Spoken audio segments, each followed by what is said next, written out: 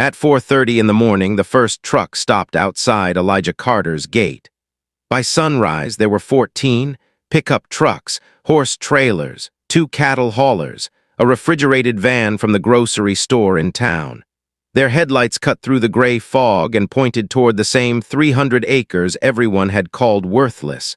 Men stood beside their vehicles with hats pressed against their chests. A woman from the county office held a folder under one arm. The bank manager waited near the front of the line, his polished shoes sinking into the wet ground. Beyond the gate, water moved through narrow channels between rows of green plants. Pumps hummed in the distance. Sprinklers turned slowly beneath the pale morning sky. Elijah stood on the other side of the fence. His work shirt was dark with sweat. Mud covered his boots. In one hand, he held a small brass key tied to a faded red string. Someone called his name. He did not answer. The bank manager stepped closer. "Elijah, we need to talk." Elijah looked past him at the growing line of trucks. 3 months earlier, most of those people had laughed when the auctioneer asked if anyone wanted the land. Now they were asking him to save their farms, and none of them knew what Elijah had found beneath the field. The first time he saw the property, it looked like the earth had given up. Dead weeds leaned against broken fences. Rusted wire curled through the grass. Half the land sat beneath shallow brown water, while the other half was hard enough to crack beneath a boot. An old barn stood near the center, tilted to one side. Its roof had fallen in. One wall was covered in black mold. A faded number, 317, remained above the door. The bank had owned the land for 6 years. 3 families had tried to farm it. All 3 had failed. One lost his crop to flooding. Another spent his savings draining the fields, only to watch the soil dry into hard gray plates. The last owner walked away in the middle of winter and left a tractor rusting beside the barn.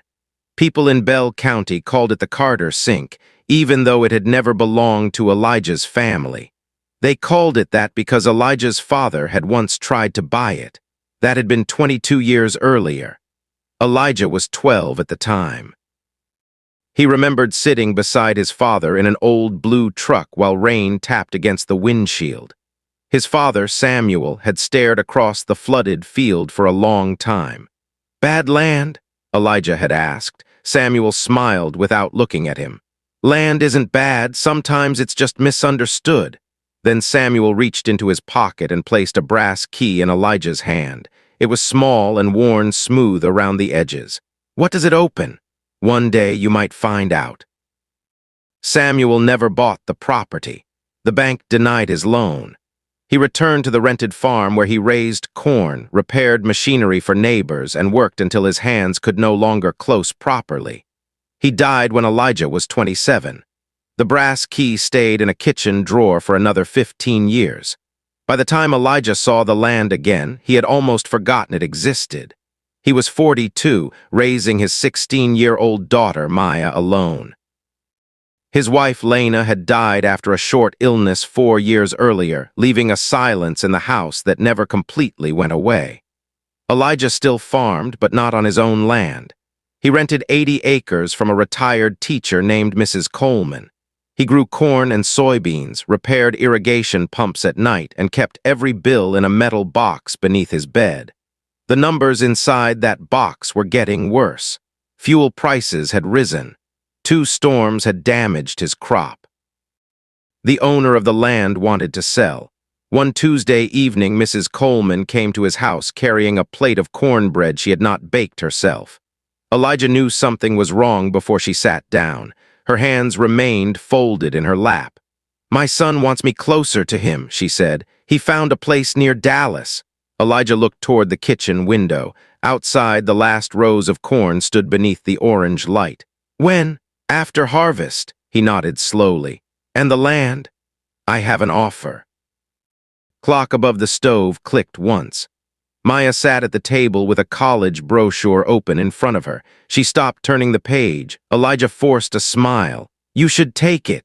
Mrs. Coleman's eyes filled, but Elijah looked away before she could apologize. After she left, Maya carried the untouched cornbread to the counter.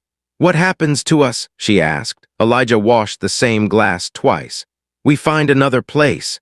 You said that last year. His hands stopped beneath the water. Maya closed the college brochure. We could move in with Aunt Renee. That's in Chicago. She already said we could. Elijah set the glass down carefully. You talked to her. Maya looked at the floor. It was just a conversation. He stared at his daughter and saw the fear she was trying to hide. She had already lost her mother. Now she was preparing to lose the only home she remembered. That night, Elijah opened the metal box beneath his bed. The money inside would not buy a farm. It would barely cover the coming winter. He sat on the floor until the house became quiet. Then he noticed the bottom drawer of Lena's old dresser was not fully closed. Inside were sewing needles, 2 birthday cards, an old photograph of Samuel Carter, and the brass key tied to a red string. Elijah held it beneath the bedside lamp. On the back of the photograph, his father had written 4 words, not bad, just misunderstood. The next morning, Elijah drove to the bank. A printed notice hung near the entrance. County land auction Thursday. The list included old houses, empty lots, and 1 agricultural property. Parcel 317, 300 acres, opening bid $28,000. Elijah read the line twice. The bank manager, Thomas Reed, noticed him standing there. Thomas was not an unkind man. He had approved repair loans for Elijah before. He had also denied him twice for farmland because Elijah did not own enough property to secure the debt. You don't want that parcel, Thomas said. Elijah kept looking at the notice. Why is it so cheap? Because cheap is still more than it's worth. What happened to it? Flooding, drainage failure, soil damage. There may be contamination near the barn. We haven't confirmed it. Elijah turned toward him. Maybe. Thomas lowered his voice. The bank wants it gone. That should tell you enough. On Thursday, 30 people gathered inside the county hall. Most came for houses. A few farmers stayed to watch parcel 317 because they expected someone from outside the county to make a mistake. The auctioneer showed photographs on a screen. Brown water, dead grass, the collapsed barn. 300 acres, he said. Sold as is, no guarantees, opening at $28,000. No hands rose. He lowered the price to $25. A man near the back laughed. Throw in a boat. Several people smiled. The auctioneer tried $22,000. Elijah raised his number. The room became quiet. The man behind him leaned toward a friend. Carter finally lost his mind. No one bid against him. The hammer fell at $22,000. Elijah had just spent almost every dollar he had on land no one wanted. Outside the hall, Thomas followed him down the steps. You understand the bank won't finance improvements. I understand. And if the environmental report finds something, I understand. Thomas looked at the brass key hanging from Elijah's fingers. What is that? Elijah closed his hand around it. I'm not sure yet. Maya did not speak during the drive home. She waited until they reached the kitchen. You used Mom's insurance money? Some of it. How much? Most. Her face changed. That was for emergencies. This is an emergency. No, this is gambling. Elijah pulled out a chair, but Maya remained standing.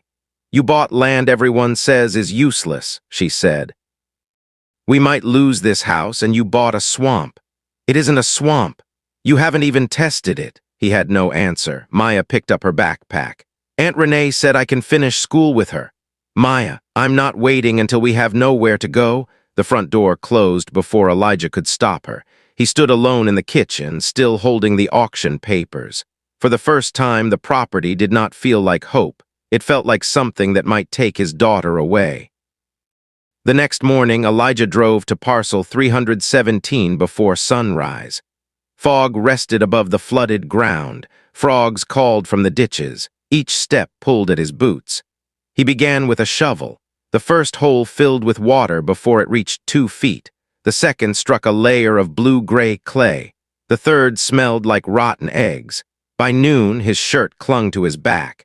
He collected soil in glass jars and marked each location on a hand-drawn map. He walked until the abandoned barn rose in front of him. The door was locked. Elijah tried to force it open, but the wood held. Then he remembered the key. It looked too small, too old. He pushed it into the rusted lock. It turned. The barn door opened with a long, tired groan. Dust moved through a beam of sunlight. Broken tools hung from nails. A workbench leaned beneath a pile of rotting papers. On the far wall, someone had drawn lines in red paint. They ran across a rough map of the property. Elijah stepped closer. The lines were not roads, they looked like channels.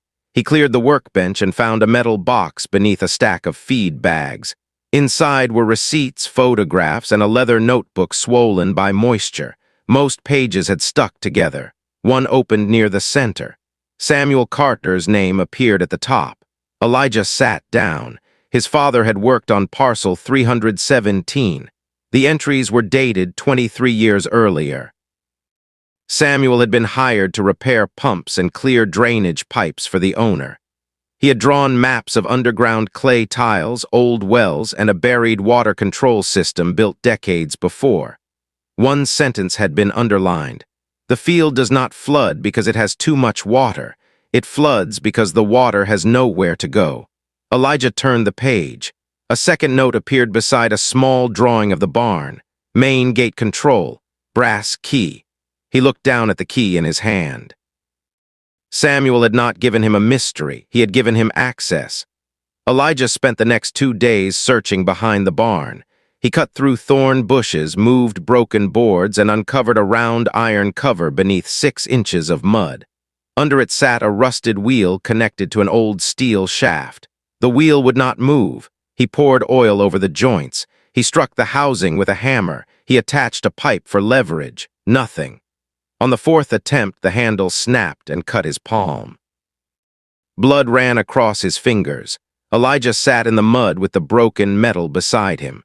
The notebook had given him hope, but hope could not turn rust. He called 3 drainage companies. The first refused the job. The second estimated $180,000. The third said the system was too old to repair.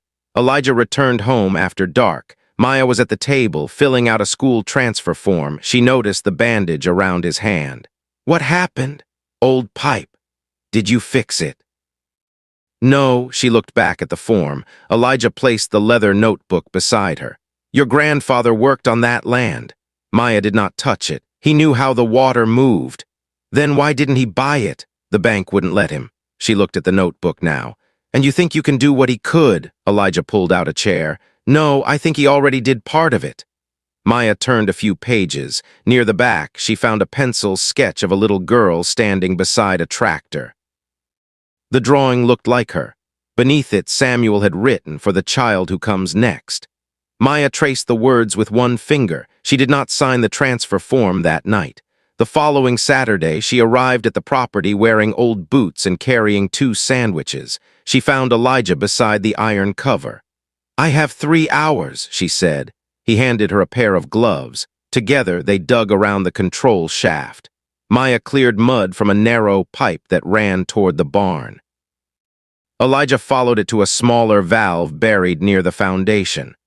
When he removed the cap, cold air rushed out. The pipe was not filled with mud. It was blocked farther down. They fed a steel cable into it. 20 feet, 40, 60. At 73 feet, it stopped. Elijah attached the cable to his truck and pulled gently. The line tightened. Something moved beneath the ground. Then the cable snapped. It whipped across the field and struck the truck door hard enough to leave a deep cut in the metal. Maya jumped back. For several seconds, neither of them spoke. Elijah looked at the broken cable. "We're done today." Maya shook her head. "You always stop right before dark." "I stop before somebody gets hurt." She picked up the remaining cable. Grandpa marked another access point. They found it near the north fence beneath a dead cottonwood tree. The cover had collapsed, but the pipe remained. Inside was a mass of roots packed around a wooden gate. Elijah cut through them by hand. As the last root broke, water roared beneath their feet. The ground trembled. Across the field, a dark line began to move. Brown water rushed into a long, forgotten channel, carrying leaves, branches, and years of black mud toward the creek. Maya ran beside it. "It's working!" Elijah turned toward the flooded acres. The water level was falling. By sunset, patches of earth appeared where water had stood for years. Elijah knelt and pressed his fingers into the exposed soil. It was dark, soft, rich with decayed plants, not dead, waiting. For the first time, Maya smiled at the land. The next week, the environmental report arrived. No dangerous chemicals were found, but the soil had another problem. The drain section contained high levels of salt and almost no usable nitrogen. Traditional corn would struggle. Soybeans might fail completely. Elijah read the report inside the barn while rain tapped against the damaged roof. He had solved the flooding. Now the soil itself could not grow the crops he knew. A seed dealer suggested expensive treatments. A consultant recommended leaving the land untouched for 2 years. Elijah did not have 2 years. Mrs. Coleman's farm would be sold after harvest. Maya's college applications were due in winter. His remaining savings would last 5 months if nothing broke. Something always broke. He opened Samuel's notebook again. Several pages near the end were written in a different handwriting. They belonged to an old agricultural scientist named Ruth Bell who had once studied the property. Her notes listed plants that could survive wet ground and remove salt from damaged soil. Sunflowers, barley, sorghum, a hardy grass called vetiver. Beside one entry, Samuel had written, "First crop may not be food. First crop may heal the field." Elijah drove 4 hours to find enough seed. He planted 40 acres. Then the rain stopped. For 19 days, not a drop fell. The upper field hardened beneath the sun. Young shoots appeared, curled, and began to turn yellow. Elijah's only working pump failed on the 20th day. The motor burned out with a sharp smell and a burst of gray smoke. A replacement cost more than he had left. He sat beside the silent pump as evening settled across the field. Maya found him there. She carried 2 bottles of water and the brass key. "You left this in the barn." Elijah took it from her. "I thought buying the land was the hard part." Maya sat beside him. "Are we going to lose it?" He watched wind move through the weak green rows. "I don't know." She waited for him to say something stronger. He could not. The next morning, Elijah sold his truck. He bought a used pump and drove it to the field in a borrowed trailer. For 6 days, he ran irrigation lines from the restored channels. He slept in the barn, waking every 2 hours to check the motor. The seedlings survived. Then deer entered through the broken south fence and destroyed nearly 5 acres in one night. Elijah repaired the fence with scrap wire. 2 days later, strong wind flattened another section. He replanted. When the new growth finally rose above his knees, a county inspector arrived. Someone had reported unauthorized water diversion. The inspector walked the channels, took photographs, and placed a temporary stop order on the pump. "You cannot move water from the creek without a permit," she said. "I'm not taking water from the creek, I'm draining into it. Your system also stores water. It was built before I was born. That does not make it legal now." She handed him a paper. Until the county reviewed the old maps, he could not use the channels. The plants had perhaps 4 days before they began dying again. Elijah drove to the county record's office with Samuel's notebook. Most of the original property files were missing. The clerk found one survey from 1958, but the page showing the water rights had been torn away. Without proof, the review could take months. Elijah returned to the farm under a white, empty sky. At the gate, Thomas Reed waited beside his car. The bank manager looked across the green rows. "I heard about the order. News moves fast. In a town this size, bad news doesn't have far to travel." Thomas opened his trunk and removed a cardboard archive box. When the bank cleared its old basement, these were marked for destruction. Inside were loan records, surveys, and property maps. Thomas lifted one yellow document, the original water agreement. It showed that parcel 317 held permanent rights to capture runoff from the northern hills before releasing it into the creek. Elijah stared at him. "Why help me?" Thomas closed the trunk. "Your father applied for this land 3 times. You denied him." "The bank did. I was a junior officer. You signed one of the papers." Thomas looked toward the barn. I followed the numbers. I told myself that was the same as being right. Wind moved dust across his shoes. It was. The stop order was removed the next afternoon. The crop recovered. By late summer, the 40 acres no longer looked like damaged ground. Sunflowers stood above Elijah's shoulders, sorghum heads bent beneath their weight. Long rows of vetiver held the soil in place. People slowed their trucks when passing the property. Some still laughed. They said Elijah had grown weeds on 300 acres. They did not know that a paper mill had agreed to test the vetiver fiber. They did not know a cattle feed company wanted the sorghum. They did not know the sunflowers were pulling salt from the soil while producing seed that a local oil maker had already offered to buy. Elijah's first harvest would not make him rich, but it could keep the land alive. Then the county entered the hottest September anyone could remember. Creeks shrank between their banks. Shallow wells stopped pumping. Grass turned brown. Cattle gathered beneath leafless trees. The farms on higher ground had always been considered safer. Now their soil held no water. Parcel 317 was different. The same clay that had once trapped too much water now protected it from disappearing. The restored channels carried runoff into two low holding ponds. Beneath the north field, an old spring continued feeding the system slowly. Elijah had not discovered treasure beneath the land. He had discovered what the land had been trying to do all along: hold water.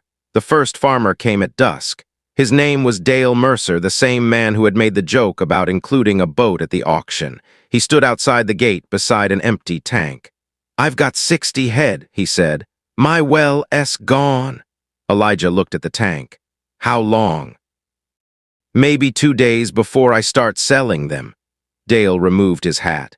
"I know what I said in that room." Elijah opened the gate. "Bring the tank to the south pond. Don't drive across the planted rows." Dale looked up. "How much?" "We'll measure what you take."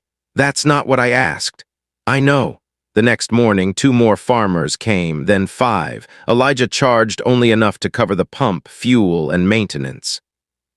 He asked each person to sign a water use record so the ponds would not be drained too quickly. A dairy owner brought milk. A mechanic repaired Elijah's tractor without sending a bill. Mrs. Coleman's son brought fence posts. The land people had rejected began holding the town together, but the water was dropping. Each mark on Elijah's measuring pole sat lower than the day before. If the drought continued, the ponds would last less than 3 weeks. Then a regional feed company called. They had heard about Elijah's sorghum and wanted to purchase the entire crop immediately. Their offer was enough to repay his debts and cover Maya's first year of college. There was one condition: Elijah had to stop sharing water. The company wanted every remaining gallon reserved for the crop until harvest. Elijah stood beside the pond with the contract in his hand. Across the fence, cattle waited beside empty tanks. Maya read the offer twice. "This could save us," she said. "Yes. And if you say no, we may lose part of the crop." "Part? Maybe most." She folded the contract. For months, Elijah had fought to keep his family from losing everything.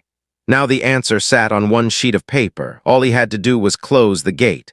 That night he walked alone to the barn. The brass key entered the old lock with a soft click. Inside, he opened Samuel's notebook and turned to the final page. He had read it many times, but a strip of paper near the binding had remained folded beneath the cover. Elijah pulled it free. The handwriting was Samuel's. "A farm is not what a man keeps. It is what he can keep alive." Elijah sat at the workbench until the moon rose above the broken roof. Before sunrise, he called the company and refused the contract.